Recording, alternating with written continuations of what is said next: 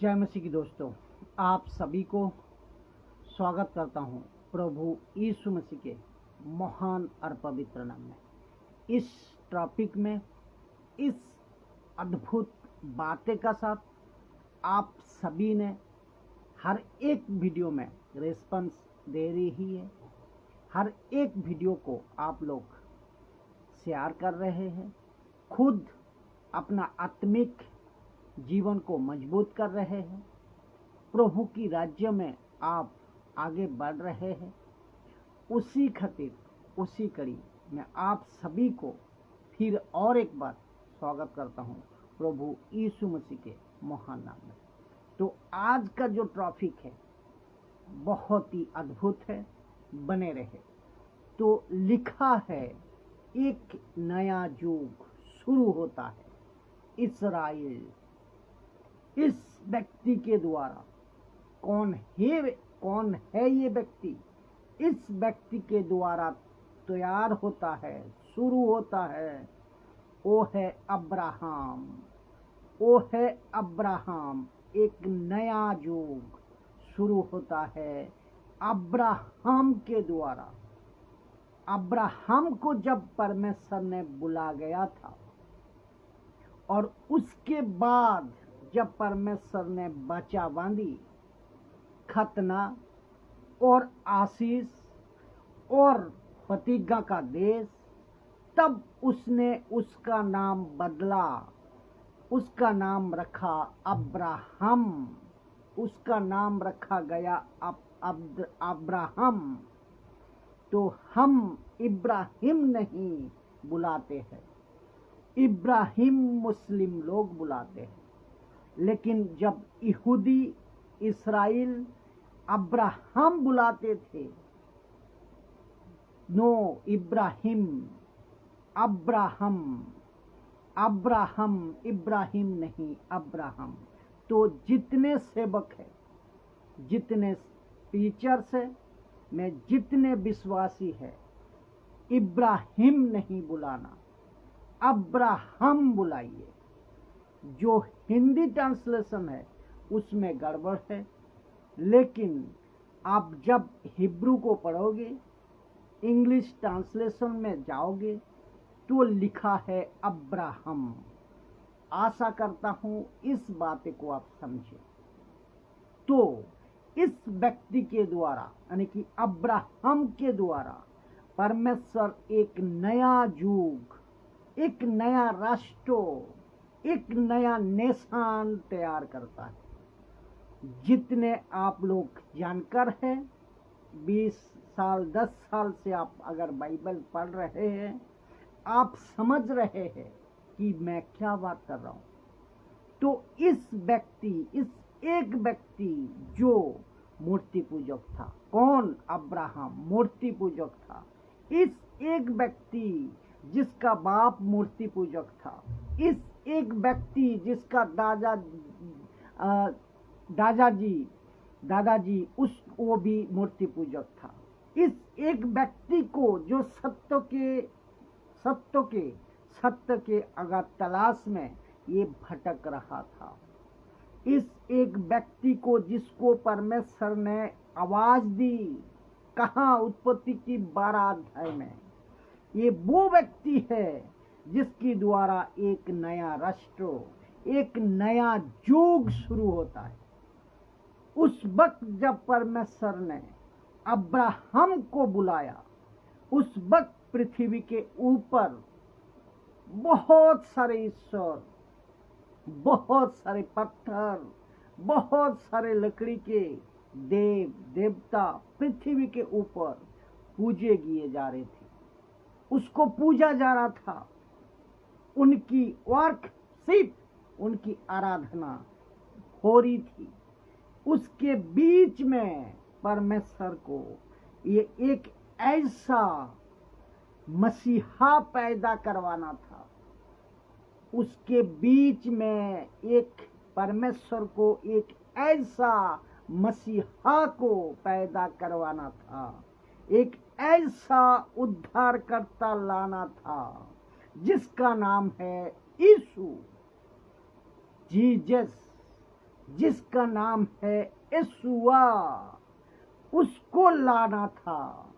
तो जिसके चलते परमेश्वर को एक ऐसा वंश, ऐसा वंशज, एक ऐसा राष्ट्र, एक ऐसा ग्रुप चाहिए था जिसका कल्चर, जिसके लोग, जिसके वंशज परमेश्वर को याद करने वाला हो, परमेश्वर के पीछे चलने वाला हो, और फर्स्ट ऑफ ऑल क्या पवित्र हो, जो कि एक बेटा पैदा होगा, यीशु मसीह, जीसस क्राइस्ट, यीशुआ पवित्र होगा। और उसके लिए परमेश्वर को चाहिए था एक राष्ट्र के अंदर परमेश्वर को चाहिए था क्या? कल्चर।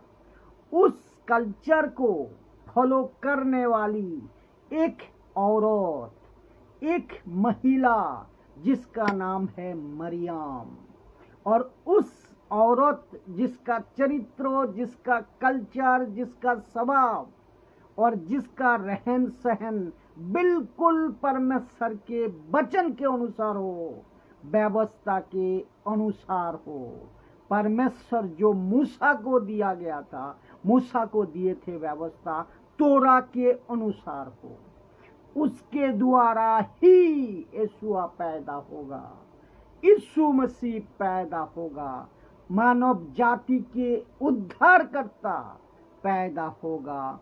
तो जिसके चलते परमेश्वर ने ये योजना बनाई।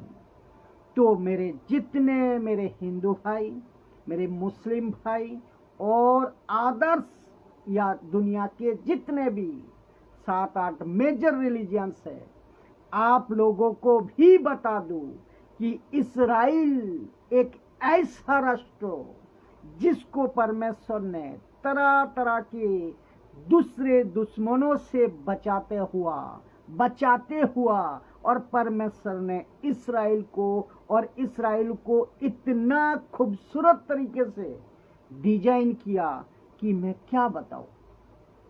मुझे इस्राइल और इस्राइलों का कल्चर, इस्राइलों का तरीका, यहूदियों का रहन सहन, उनके कपड़े, उनके उठना बैठना, उनकी बातें, ये टू जेड मैं उसका पसंद करता हूं। तो जब इस्राइल को परमेश्वर ने अपने हाथों में ले लिया, अपने हाथों पे ले लिया, आंखों की पुतली बनाई। कहता है ना, एक वचन कहता है, मुर्गी जैसे पंखों से बच्चों को छुपा लेती है, वैसे परमेश्वर ने इस्राइल को छुपा लिया। और परमेश्वर ने ऐसे बातें, ऐसे घटनाएं, ऐसे इंसिडेंट वक्त पर, समय पर लोगों के द्वारा करी, जिसको देखकर सुनकर आसपास के जितने भी उस वक्त के देश के लोग थे, वो दहशत में आ गया, कांप जाते थे। रखूंगा मैं। दोस्तों, अभी आपको कैसा लग रहा है? अभी तक आपको कैसा लग रहा है? मजा आ रहा है? अद्भुत बातें हैं, बिल्कुल मजा आ रहा है। तो हमें प्रचार करते हुए मजा आ रहा है, तो आपको भी मजा आना चाहिए। तो आपके दिमाग में एक पिक्चर अभी बन गई है कि जी हाँ, कि ऐसा था, जो कुछ परमेश्वर ने इस्राइल के लिए किया या इस्राइल के साथ किया, उसके पीछे मकसद एक ही था कि उसको एक औरत चाहिए था, एक ऐसा औरत, एक ऐसी महिला जिसके द्वारा यीशु पैदा होगा। तो इन सभी बातें को रखते रखते मैं चाहता हूं कि इस बातें को आप समझे, इस पुस्तक का साथ एक परिचय आप कर लीजिए, जिसका नाम है हिब्रू में जसार, द बुक ऑफ जसार, और इंग्लिश में जसार लिखा है। इस पुस्तक का आपको थोड़ा जानकारी ले लीजिए, जिसको हम बाइबल कहते हैं। आज 66 बुक का बाइबल 16 सेंचुरी में मार्टिन लूथर के द्वारा प्रोटेस्टेंट किया गया है। प्रोटेस्टेंट के ग्रुप को जब तैयार किया गया है, या आप ऐसा कह सकते हैं प्रोटेस्टेंट कम्युनिटी तैयार किया गया है, और ये बाइबल जिसको कहते हैं 66 बुक ये उपलब्ध कराई, ठीक है। लेकिन उसके पहले और एक बाइबल हुआ करती थी, जिसको 3rd सेंचुरी में कॉन्स्टाइन के द्वारा, जो रोम का एम्पीरियर था ना, तो उसके द्वारा और एक ग्रुप तैयार किया गया था, जिसको कहता है रोमन कैथोलिक।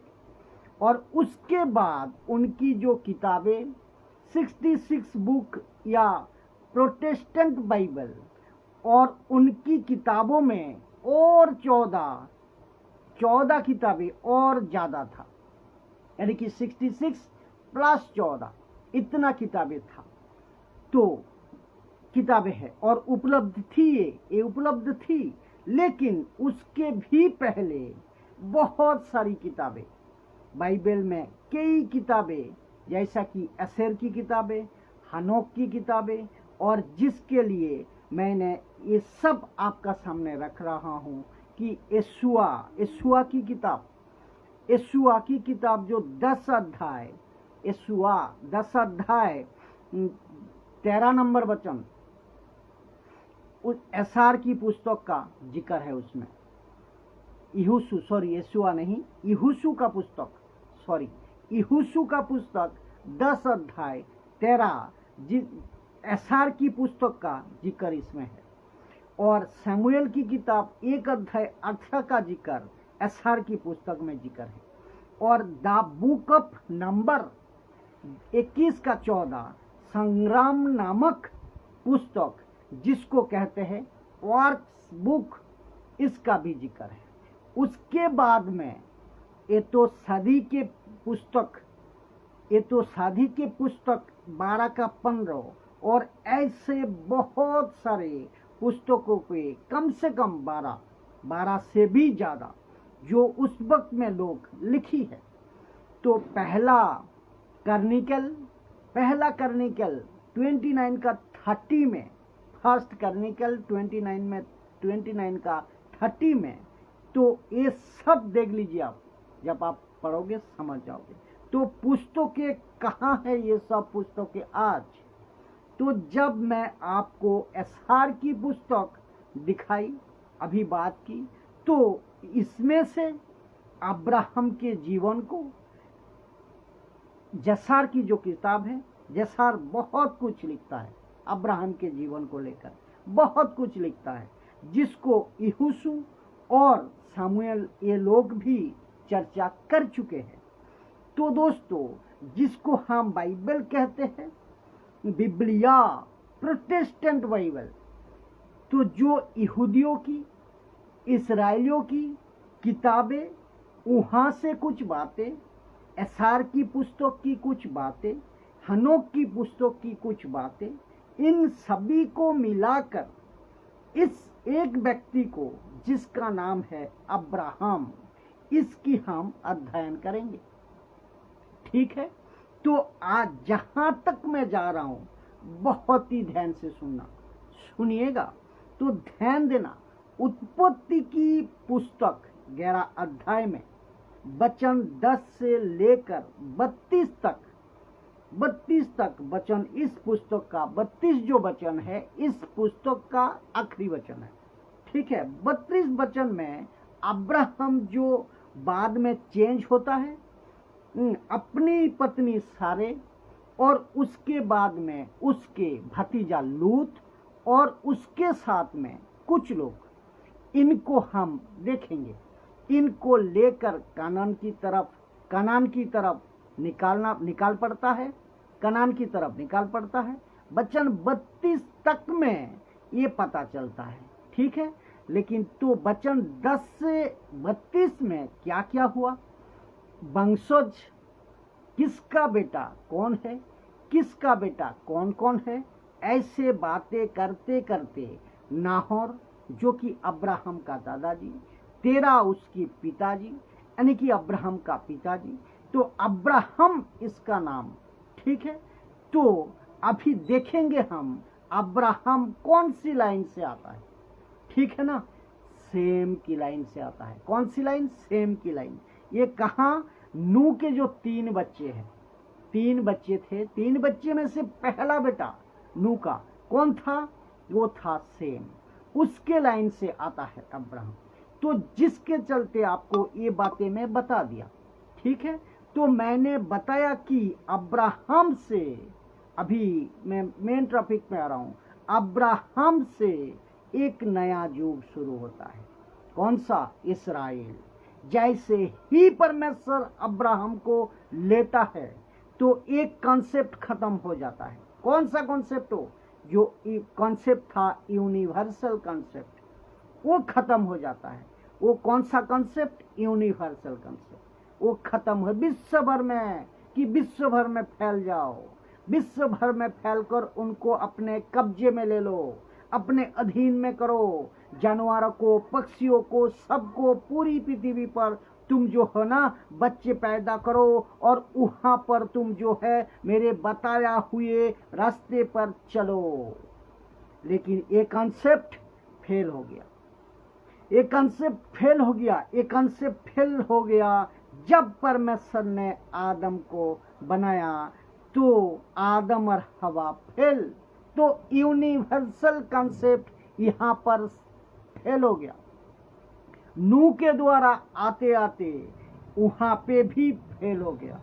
तब परमेश्वर ने एक व्यक्ति को चुना जिसका नाम है अब्राहम, और वहां से एक शुरू होता है होली नेशन कॉन्सेप्ट, पवित्र जाति, होली नेशन कॉन्सेप्ट, पवित्र जाति का कॉन्सेप्ट। ये आपको समझना होगा। जब आप सीख रहे हैं तो ये आपको समझना होगा। उत्पत्ति के 12 अध्याय से एक राष्ट्र का पैदा होना, एक राष्ट्र का पैदा होना शुरू हो जाता है। उत्पत्ति के 12 अध्याय से एक राष्ट्र का पैदा होना शुरू हो गया है, ठीक है, शुरू हो जाता है, जिसको हम कहते हैं होली नेशन कॉन्सेप्ट, ठीक है ना दोस्तों। तो आइए देखते हैं उत्पत्ति 12 का 1 क्या कहते हैं।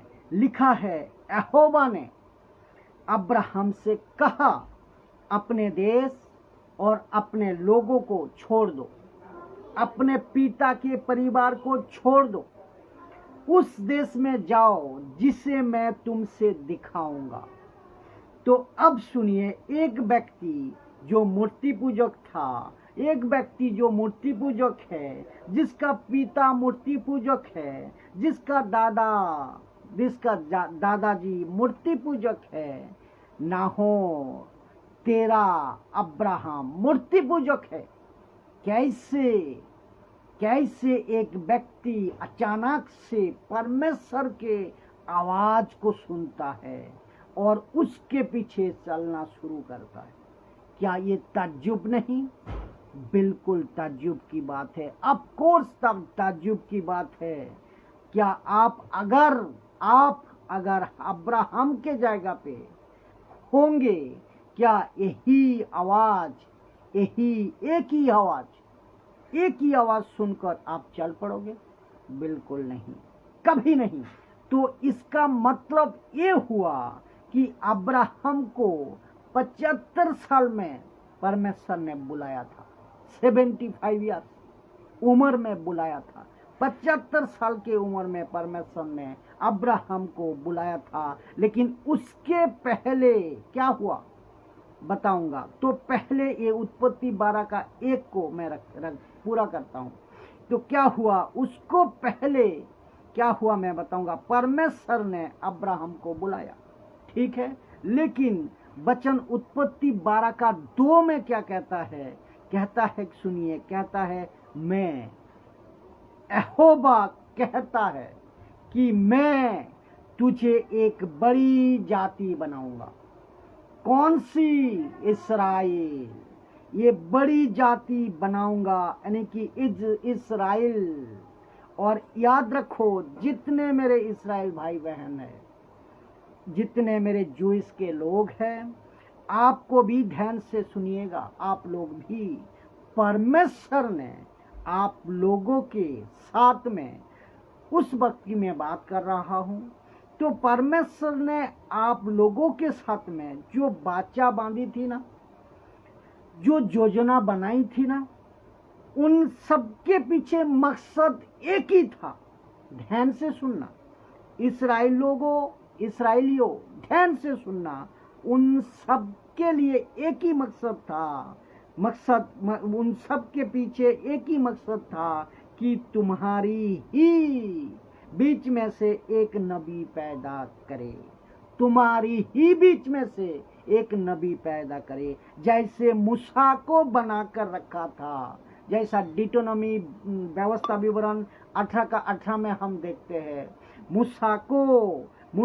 जैसा मूसा कहता है, परमेश्वर मेरे जैसा तुम्हारे बीच में से, तुम्हारे भाइयों के बीच में से एक नबियों को पैदा करेगा। मूसा को कहता है परमेश्वर, यानी कि ईसा मसीह। तो एक बड़ा जाति क्यों बनाया इस्राएल को? उसको इतना फेवर क्यों किया? उसको इतना ऊंचा क्यों रखा? इसको इतना ऊंचा क्यों उठाया? फिलिस्तीनी थे, इजिप्शियन थे, और मिस्र भी थे, और मितानी, अमोनी, इन सब से बचा कर एकदम चोटी पर, एकदम पीक पर इस्राएल को क्यों रखा कि किसी प्रकार का उस वक्त का कोई राजा या कोई राष्ट्र इस्राएल पर हावी नहीं होता था। अगर होता भी था तो इस्राएलियों को गलती की वजह से, अगर होता भी था इस्राएलियों का पापी की वजह से होता था। लेकिन जब वो मान फिराते थे तो फिर से परमेश्वर उनको मजबूत करता था। तो इन सब के पीछे मकसद क्या था? कि एक नबियों को पैदा करे, क्योंकि ये जो चैप्टर है नबियों का कॉन्सेप्ट है, इसीलिए नबियों की बात हो रही है। ठीक है, नबियों को पैदा करे, यानी कि यीशु मसीह जो कि नबी था। तो इस्राएलियों के लिए, क्योंकि ये कॉन्सेप्ट नबियों का था, नबियों का है, इसीलिए मैं बता रहा हूं। प्रॉफिट मूसा जैसा एक नबी पैदा होगा। और जब वो नबी पैदा हुआ तो वो बनकर आया परमेश्वर का बेटा, वो बनकर आया परमेश्वर का पुत्र। क्यों प्रचारक, तुम भी ध्यान से सुनो, शिक्षा देते वक्त में गड़बड़ी मत करो।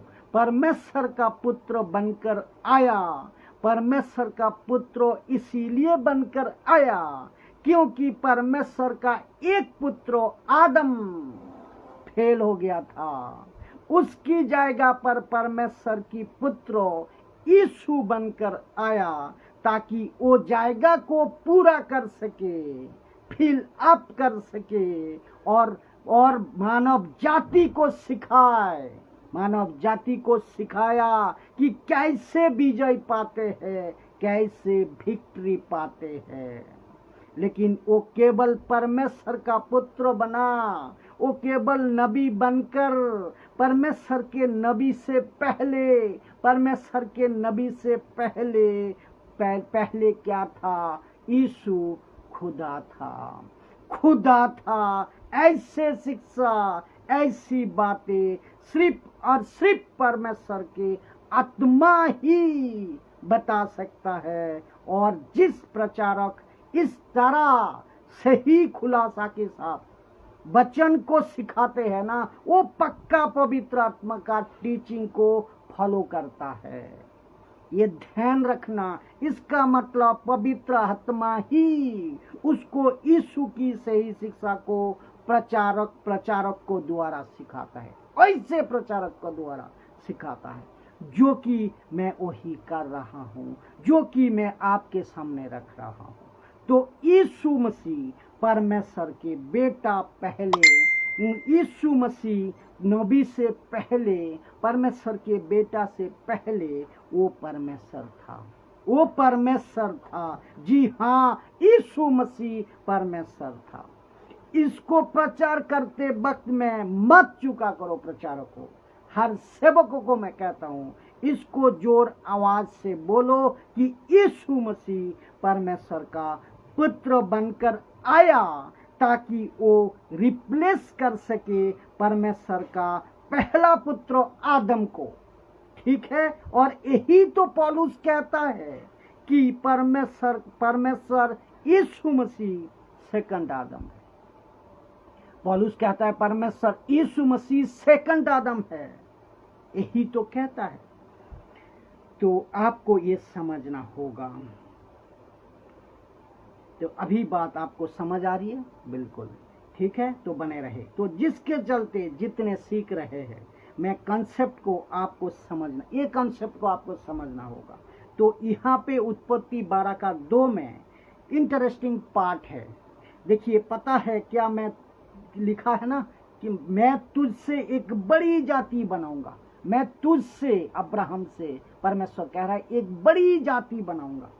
और मतलब तू बनेगा उस जाति का पिता, उस जाति का पिता। ठीक है, तो उस जाति का पिता। अब इसको सुनिए, तुझे आशीष दूंगा, तेरा नाम बड़ा करूंगा, तू आशीष का मूल होगा, और जो तुझे आशीर्वाद दे उन्हें मैं आशीष दूंगा, और जो तुझे कोसे उसे मैं श्राप दूंगा, और भूमंडल के सारे कुल तेरे द्वारा आशीष पाएंगे।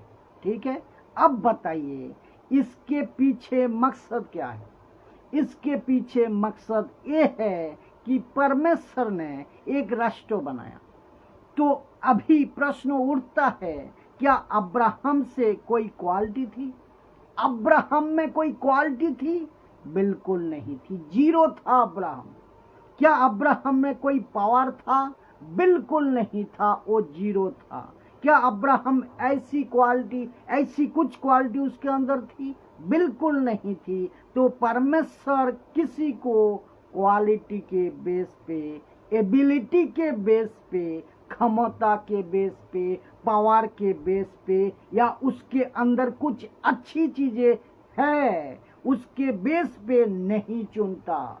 ये दिमाग में कान खोल को रखो, नहीं चुनता, बल्कि उसको जीरो रखता है और अपने बेस पे उसको हीरो बनाता है। तो परमेश्वर बनाता है इंसान को, परमेश्वर बनाता है उसके हिसाब से।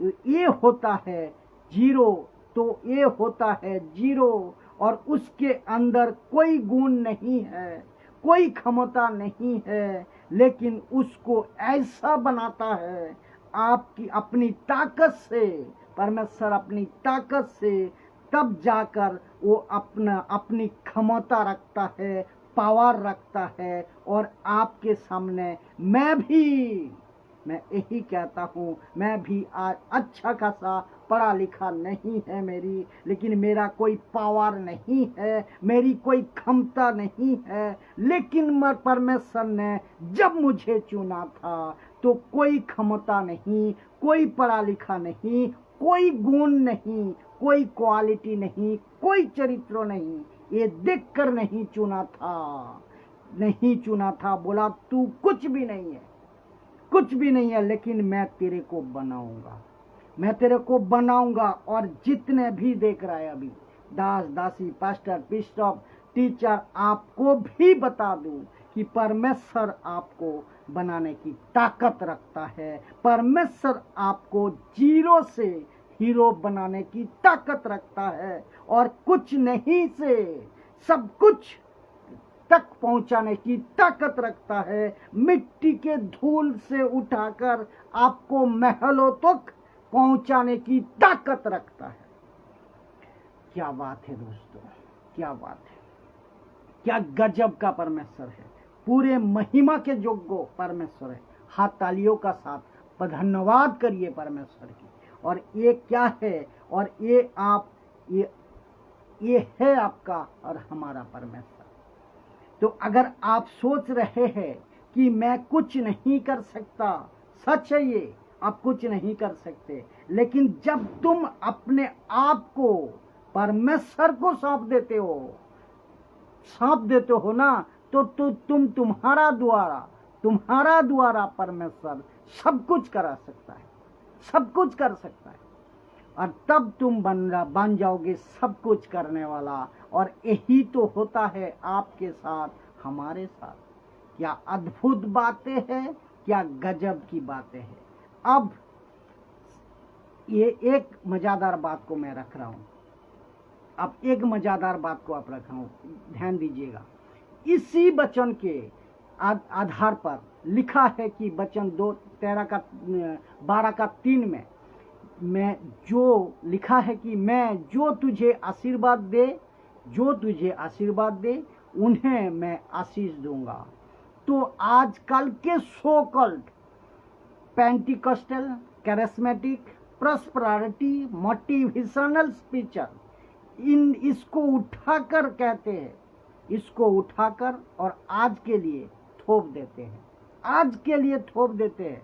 तो आपको भी मैं बता दूं, जैसा मन्ना ऊपर से गिरना बंद हो गया था, जैसे टैबरनेकल का कॉन्सेप्ट बंद हो गया था यीशु के आने के बाद, तो सैक्रिफाइस का जो कॉन्सेप्ट था वो भी बंद हो गया।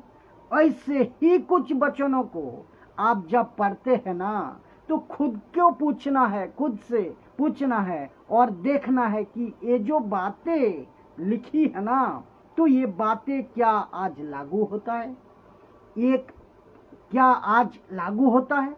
दिमाग को रखना है, ये दिमाग से पढ़ना है आपको। तो ये बात को आप समझ गए होंगे। दिमाग की ढक्कन खुली होगी आपकी, नहीं खुली तो खोल लो और बात को समझो।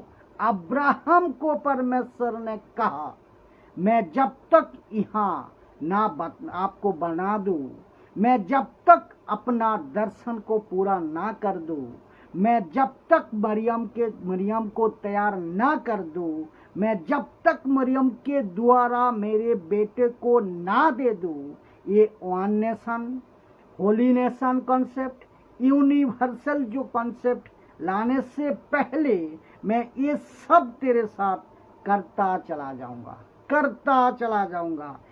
तो लेकिन जैसे ही यीशु मसीह क्रूस पर मरे और जैसे ही यीशु ने कहा इट इज फिनिश, अब पूरा हो गया, और जैसे ही पूरा हो गया तो मंदिर का पर्दा ऊपर से नीचे तक हट गया। और ये सब क्या दर्शाता है दोस्तों, ये सब हमें क्या बताता है, ये हमें बताता है कि अब नया बच्चा आ चुका है, न्यू गवर्नमेंट आ चुका है, अब यीशु का राज्य आ चुका है, अब पवित्र आत्मा का कार्य शुरू हो चुका है, कलेसिया का कंसेप्ट आ चुका है, अब यीशु की दुल्हन का कंसेप्ट आ चुका है। क्या अद्भुत है, क्या गजब है। तो परमेश्वर इस्राएल को जितना प्यार करता है ना, उतना फिलिस्तीनियों को भी प्यार करता है। जितना परमेश्वर भारत को प्यार करता है ना, उतना परमेश्वर पाकिस्तान को भी प्यार करता है। जितना परमेश्वर अपने आप को प्यार करता है ना, उतना दूसरे को भी प्यार करता है। तो ये बात को आपको ध्यान में रखना है। और यही तो लिखा है यूहन्ना 3:16 में, मैं जगत से इतने परमेश्वर ने प्यार किया, जगत से इतने प्यार किया कि अपना एक बेटा दे दिया। जगत से उसने इतना प्यार किया कि अपना एक लौते बेटे को दे दिया। तो लव द वर्ल्ड। तो इस वचन को उठाकर उत्पत्ति 12:3 को मोटिवेशनल स्पीचर उल्टे सीधे मत सिखाओ और तुम भी धोखे में मत रहो। परमेश्वर जैसा इस्राएल का है वैसा दूसरे का भी है। तो आपको दिमाग में घुसा लेना चाहिए, परमेश्वर सबका है। तो ये उस वक्त के लिए था और उस वक्त में परमेश्वर ने यूनिवर्सल कंसेप्ट में फिर वापस आ गया और यीशु के द्वारा कहा कि यरूशलेम, यहूदिया, समोरिया, पृथ्वी के कोने तक तुम्हें जाना है और मेरे वचन का प्रचार करना है। बोला है कि नहीं? बोला है, बिल्कुल बोला है। और यीशु ने कहा, क्या कहा चेलों से? मत्ती 8:19 में लिखा है, go therefore and make disciple of all the nations, all nation, हर एक जाति में जाओ, baptising them in the name of the father and of the son and of the holy spirit. बोला कि नहीं बोला? बिल्कुल बोला है, ठीक है ना। तो गलतिया, अभी गलतियों का किताब 3:14 क्या कहते हैं देखिए। अब आपको कनेक्शन दे रहा हूं। तो लिखा है, ये इसीलिए हुआ था कि अब्राहम की आशीष मसीह यीशु में अन्य जाति तक पहुंचे। अभी बात समझ में आया कि अब्राहम की आशीष ये इसीलिए हुआ था कि अब्राहम की आशीष मसीह यीशु में अन्य जाति तक पहुंचे। अभी समझ में आया होगा आपको। और हम विश्वास के द्वारा उस आत्मा को प्राप्त करें जिसकी प्रतिज्ञा हुई थी, जिसकी प्रतिज्ञा हुई है। तो वचन 3:29 कहता है गलतियों का, और यदि तुम मसीह के हो तो अब्राहम के वंश और प्रतिज्ञा के वारिस भी हो। तो इसका मतलब मैंने क्या कहा था आपको कि जितना यीशु मसीह इस्राएल का है उतना पलिस्तीन का भी है वारिस, उतना गाजा का भी है, उतना आमास का भी है। आजकल क्या चल रहा है, इसीलिए ये वचन को कनेक्ट कर रहा हूँ कि हाँ, मैं जानता हूँ कुछ आतंकवादी है, कुछ नक्सलवादी है, कुछ टेररिस्ट है, गलत काम करने वाले हैं, और जिसके लिए हरकत ये हर एक बॉर्डर पे उनको सरकार ने सैनिक को रखा है, लेकिन वो अपना काम कर रहा है।